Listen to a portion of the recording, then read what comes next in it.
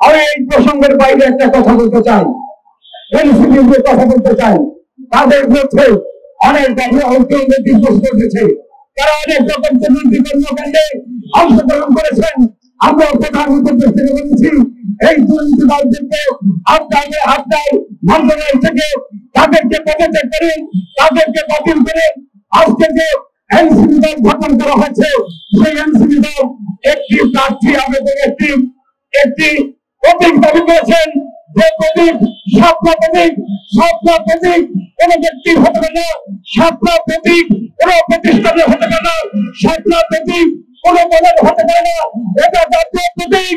এই জাতীয় প্রতীক যদি ওই দলকে দেওয়া হয়, তাহলে বলবো বিশ্বাসঘাতকতা করা হবে। আমরা প্রফেসর ইউনূসকে বলতে চাই, স্বপ্ন প্রতীক দিয়ে কোন দলকে দিয়ে ওই প্রতীকের অবমাননা করবেন না, রাষ্ট্রের অবমাননা করবেন না। স্বপ্ন প্রতীক আমাদের জাতীয় প্রতীক, এটা কোন ব্যক্তি অথবা কোন দলের প্রতীক হতে পারে না। আমরা আপনার থাকবো, ওই স্বপ্ন প্রতীক কোন দলকে আপনাদের দিতে পারবেন না, যেতে পারে না, কারণ সেটা জাতীয় প্রতীক।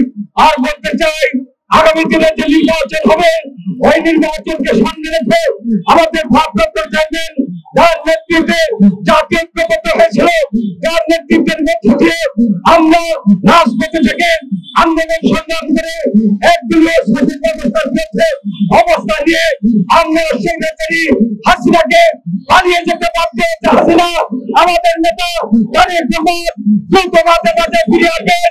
আগামী দিনে ঐক্যবদ্ধ হয়ে আমাদের দেশকে জাতীয় ঐক্যবদ্ধ করার জন্য তার নেতৃত্বে নির্বাচন হবে। ওই নির্বাচনের মধ্য দিয়ে জাতীয় সরকার গঠন করবে, তার নেতৃত্বের মধ্য দিয়ে একটি দেশ গণতান্ত্রিক রাষ্ট্র ব্যবস্থা কায়েম হবে। আসুন আমরা যেমন করে শেখ হাসিনাকে ঐক্যবদ্ধভাবে পতন ঘটিয়েছি, পালিয়ে যেতে বাধ্য হয়েছে, তেমন করে ওই নির্বাচনে জাতি ধর্ম ঐক্যবদ্ধ হয়ে তারেক রহমানের নেতৃত্বে গণতান্ত্রিক রাষ্ট্র ব্যবস্থা কায়েম করি।